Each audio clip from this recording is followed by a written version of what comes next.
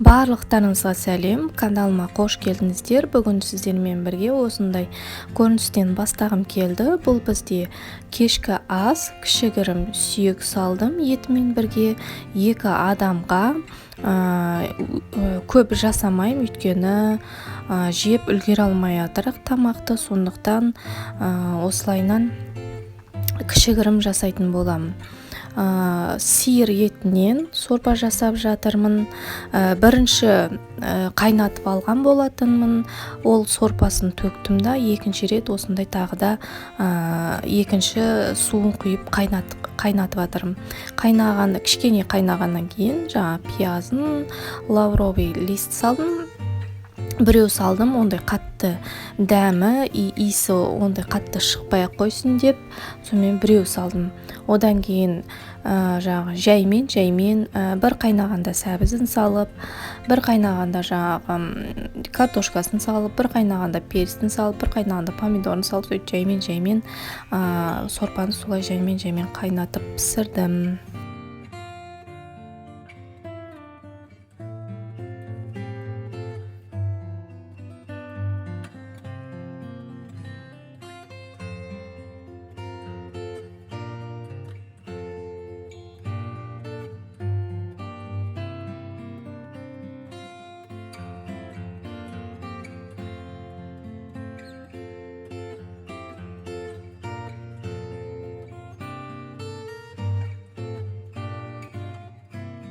Сорпаны тек қана картошкасымен істедім. Ешқандай макарон, вермишель, қолдан жасалған кеспе, онда ешқандай қосқым келген жоқ. Өйткені күн ыстық болғаннан кейін онша аппетитім жоқ. Сонымен сорпа ішкім келді. Сондықтан осындай кішігірім осылай бульон жасадым. Өте дәмді болған. Өзім ойлаған жоқ, ондай дәмі шығады деп. Өзіме ұнады қатты. Бүгін енді осы сорпаны 1-2 күнде ішетін болам. Өзіме жасаған болатынмын. Алдында жасаған күрішім бар етін. Оны да азанда папамыз жеп кетіпті. Қуанып жатырмын. Тастаймын деп ойлаған болатын. Тастағанда тастамаймын. Енді көрші бар, соларға берем ба деп ойлаған болатынмын. Жоқ, жеп кетіпті. Менде білмеймін, кіші аппетит келген кезде болмай жүр. Күн ыстықта өйстіп тамақ жемейсің, не алмайсың. Сондықтан осылайынан кішігірім сорпа істедім. Ана жерде енді осындай тартпаның ішінде осындай хаус болады. Менде көбінесе өзім шашам, өзім жинайым. Бұл жолы енді өзім шашқан жоқпын деп. В общем, Алматыдан келген кезде ашып қарасам, осылайынан іші шашылып жатыр екен. Сондықтан ішін жинастырып қоюды ұйғардым. Ішінде қоқым, шаң көбінесе. Соларын бәрін жинастырып, ішінен іздеген нәрсем таппай біраз жүрдім. Келген кезде қасықтарым таппай қалып жүрдім. Сонымен құрсын жинастырып қойайын. Іздегенде заттарымды тез тауып алатындай. Мына жерде майлықтарым өте аз, көбісін тастаған болатын, көбісі ескірген болатын. Өзіме ұнайтындай бір майлықтар таппай жүрмін. Енді осы корзинканы майлыққа толтыру керек негізінен. Айтпақшы, толтыру керек деп қоям. Менде тағы да бір комплекті майлықтар бар. Соларды осы жаққа қойып қойсам болады екен ғой. Ол вообще есімнен шығып кеткен. Соларды қойып қойсам болады. Өйткені олар неше түрлі емес. Бір не дейді? Бір-екеу, үш бардан ба, 4 бардан ба, бір цветтен да ол майлықтар есінен шығып кетіпті көбінесе. Одан кейін анда пакеттерді осылайынан жинап қойып жүрмін кейінгі кезде. Көп нәрсе практикамен келеткен негізі. Опыттар осылайынан может бұрыннан бар шығар жинау, бірақ мен пакеттерді осылайынан осылай жинастырып қоям. Шашылмайды, ештеңе қылмайды. Осылай саусақпен бүктеп бас жағына пакеттің бір ұшын тықсаңыз, пакеттер шашылмайды.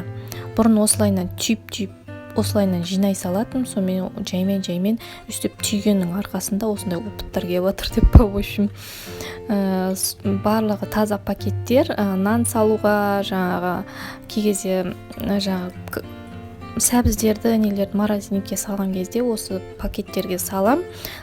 Таза, өте таза пакет болғаннан кейін осы жаққа салып қойып отырмын.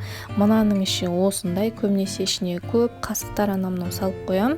Осының ішінде қасықтар жүреді, жаңа керек емес заттар, көп қолданбайтын. Мына біреуді фикс прайстан алған болатын, жаңа жалпақ қасықты мүлдем ұнамады. Жаңа блинчикке арналған екен, блинниге. Оны блинни алып көріп едім, бас жағы еріп кетті, сонымен тастайын ба деп жүрмін. Мындай палочкалар бар, оларды алып қойдым, керек болып қалады кей кезде. Майда шүйде осындай қасық нелерін бәрін осы жаққа салып қойдым. Кейбір керек емес нәрселерді алып қойдым, көп қолданбайтын нәрселерді.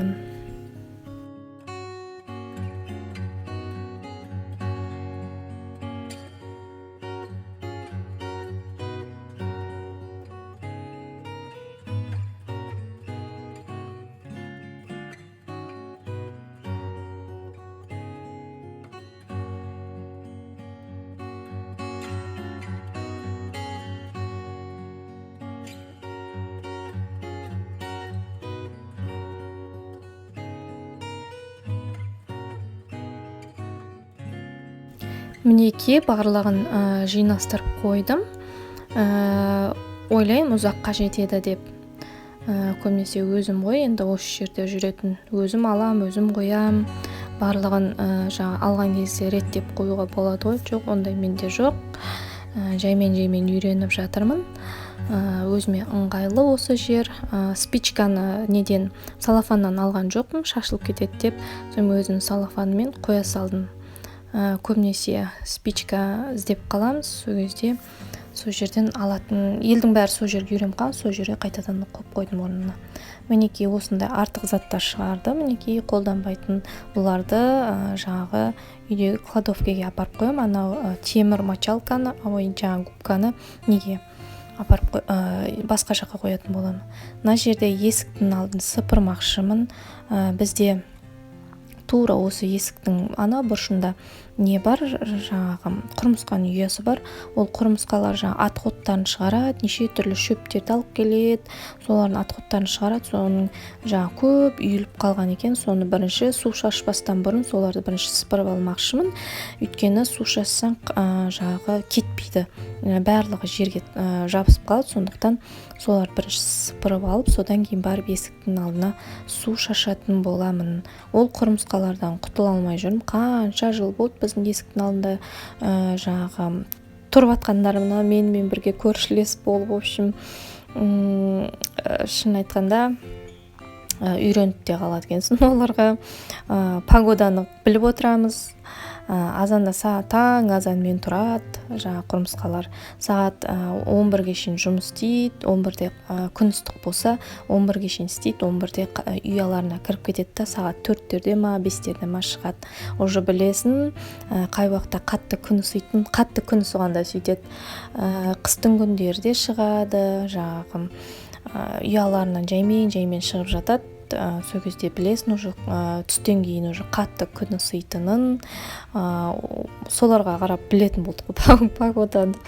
Кетіре алмай қойдым, бірталай нәрсе жасадым, ыстық суда құйдым, дәрілердің бүткілін әкеп те не қылдым, бәрібір кетпей қойды. Мына жағына құйсам, мына жағынан шығады, мына жағынан құйсам, мына жағынан шығады. Сонымен түбі осы біздің үйдің тура түбінен шықты, бірақ үйге кірген жоқ, көрген емеспін кіргендерін. Анда-санда болмаса былай үйге кірген емес. Қазір аяқ киімді жуатын боламын. Макасиді көбінесе бұрынғы өзім осындай тәсілім бар, содамен, зубной пастамен өйстіп постоянно жуып аяқ киімдерді көбінесе сөйтіп жуам. Стиралкаға салмаймын, ұнамайды маған. Стиральный машинадан кейін түрлері вообще жоғалып кетеді, көбінесе маған сол жер ұнамайды. Лучше қолмен жуып, қолмен не істеген жақсы, қолмен жуып далаға жайып қойған жақсы. Формасын ешқандай ештеңкесін жоғалтпайды, ерінбей қолмен жуған жақсы. Мінекей Алматында шлепкасын әкеп қойдым, ойынға киеді көбінесе. И ойыннан осындай қап-қара болып кеткен. Басында айтқан болатын, аппақ шлепка алма, қарасын ал деп сөйтіп едім, ол тыңдамай, мен ағын алам деді, мейлі енді. сонымен аппақ шлепка өстіп постоянно қап-қара болып кір болып жүреді. Мына жерде енді кішкентай штативті алып шыққан болатынмын. Сөйтсем ол ыңғайсыз екен, жөнді түсірмеді енді. Жаңағы ойлағам ғой, нормально не қылатын шығар, түсіретін шығар деп. Жоқ, мына еще кроваттың үстіне қойғандықтан ыңғайсыз болды. Сонымен кішігірім түсіріп алдым. Мына жерде енді есіктің алдына су шашып жатырмын. Дала өте қатты ыстық болған, қапырық, бұлтты и қапырық болған етін. Кроваттың үстіне әтейге шашып жатырмын, өйткені оның үстінде аяқ киімдер тұр. Сол аяқ киімдерді бір жағынан жақсылап шайып алдым. Аяқ киімдерді порошок суға салған жоқпын, ұнамайды. Одан кейін иісі әдемі болып тұрады деген маған мүлдем ұнамайды. По-любому басқаша шығады аяқ киімде порошокпен жуған кезде. Сол жер ұнамайды, сондықтан көбінесе мен порошоксыз, болмаса кішігірім фери, қатты көпіртпей фери, қатты не болса болды, сондай ғана салам. Былай аяқ киімдерге көп нәрсе қоса бермеймін. Есіктің алдына су шашып қойдым. Өте салқын, керемет болды. И осындай аспанды түсіріп алғым келді. Өте әдемі болып тұр екен. Мінекей, енді сіздерге осындай результатын көрсетіп жатырмын. Өте әппақ, әдемі болып шықты. Жай әшейін сумен жақсылап шайып жібердім. Осылай тазарып шықты. Енді видеом аяқталайын деп жатыр екен. Сіздермен қоштасайын. Сау саламатта болыңыздар.